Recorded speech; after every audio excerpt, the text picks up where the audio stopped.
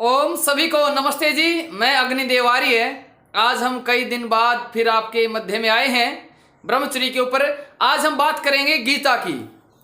मेरे पास ये वैदिक गीता है। आज हम इसका जिक्र करेंगे और इससे संबंधित कुछ बात करेंगे कि ब्रह्मचर्य के ऊपर क्या बताया है और ब्रह्मचर्य नाश करने वाले के साथ क्या होता है। मैं तृतीयोध्याय की बात करूंगा आज।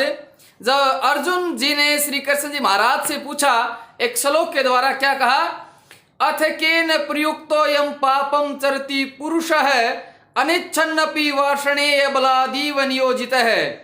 यहाँ पर श्री अर्जुन जी पूछते हैं कि हे वृषण कुलोत्पन्न श्री कृष्ण, वो श्री कृष्ण जी से पूछ रहे हैं कि इच्छा न करता हुआ भी, इच्छा नहीं है, इच्छा न करता हुआ भी यह पुरुष बल से धकेले हुए के समान किसकी प्रेरणा से पाप करता है। कहता भाई इच्छा नहीं थी, फिर भी कौन इसे बल से धकेल करके, बलपूर्वक धकेल करके इससे पाप करवाता, कौन है वो?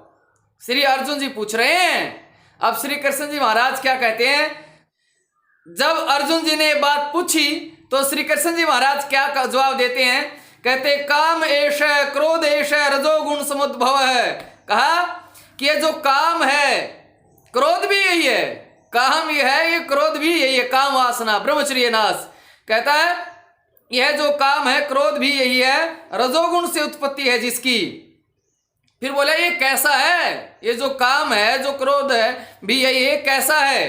तो श्री कृष्ण जी ने कहा कि ये बहुत खाने वाला है। क्या खाने वाला है? अर्थात इसकी भूख कभी मरती नहीं है, ये काम वासना कभी शांत नहीं होती। ये नहीं कि बहुत सा कर लो तो शांत हो जाएगी, नहीं, इसकी भूख कभी नहीं मरती है। और क्या कहा, बड़ा पापी है। ये क्या है? ये बड़ा पापी, यानी बड़े पाप कर्म होते हैं इससे। और कहता है इसको वैरी समझो, इसकी प्रेरणा से मनुष्य पाप करता है। कहता है ये मनुष्य का सबसे बड़ा वैरी है और मनुष्य इसी की प्रेरणा से, काम के वशीभूत होकर के व्यक्ति बड़े बड़े पाप कर्म करता है। आपको पता होगा, आशिकों के साथ मिलकर के अपने बच्चों तक को मार देते हैं। बहुत बड़े बड़े पाप कर्म व्यक्ति कर बैठता है। फिर बात आई कि बड़े पाप कर्म करता क्यों है, इसके बारे में क्या कहा, इसके बारे में अगला श्लोक फिर आया और उसमें फिर कहते जिस प्रकार धूम से अग्नि ढक जाती है, धुएं से अग्नि ढक जाती है, धूम से अग्नि ढक जाती है, जिस प्रकार शीशा दर्पण छाई से ढक जाता है और जिस प्रकार जेर से गर्भ ढक जाता है, इसी प्रकार उस काम से मनुष्य का जान ढका रहता है।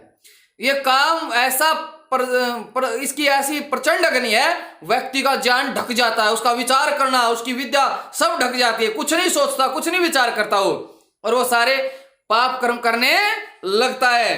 तो इसलिए काम बहुत खतरनाक है। फिर आगे कहा, फिर अगला फिर श्लोक आया, उसमें क्या कहता है, कहता हे कौन्ते, श्री कृष्ण जी महाराज कह रहे हैं, कहते ज्ञानियों का जो नित्य वैरी है, ये काम नित्य वैरी है, कभी समझौता नहीं करता, ये सदा वैरी है, आपका दुश्मन है। ये जो नित्य वैरी है, इस काम से जान ढका हुआ है। फिर यह कैसा है? कहता है काम कैसा है कैसा? ये कहा दुख से पूर्ण होने वाली आग है। अर्थात वो आग है जो दुख से भरी हुई है। आग तो वो भी जो भोजन सेकते हैं, एक आग वो है जो हमारी फसल को जलाती है। कहते हैं यह दुख से पूर्ण होने वाली आग है, अर्थात जैसे अग्नि लकड़ियों से तृप्त नहीं होती, इस प्रकार यह काम रूपी अग्नि कामनाओं से तृप्त नहीं होती। जैसे अग्नि कभी लकड़ियां ज्यादा डाल दो तो अग्नि तृप्त नहीं होगी, तो ऐसी काम वासना कभी तृप्त नहीं होती है। तो फिर अगली बात आई, वे जो दुश्मन है, जो काम रूपी दुश्मन है, हमारा वैरी है, इससे हमें छुटकारा पाना है तो कैसे पाएं? जो हमारा दुश्मन है तो पहले दुश्मन का ठिकाना तो पता करो, दुश्मन रहता कहाँ है। जब तक दुश्मन का आपको ठिकाना ही नहीं पता होगा तो उस पर विजय कैसे प्राप्त करोगे? तो अगली वीडियो में हम आपको दुश्मन का ठिकाना बताएंगे कि दुश्मन कहाँ रहता है और उस पर कैसे विजय पानी है। तो अगली वीडियो में ये डालेंगे। आपको ये वीडियो कैसे लगी? और हमारा कई दिन कार्यक्रम चले हुए थे और अब हम कई दिन के लिए मध्य प्रदेश में जा रहे हैं, तो फिर मिलते हैं कुछ समय बाद। नमस्ते जी।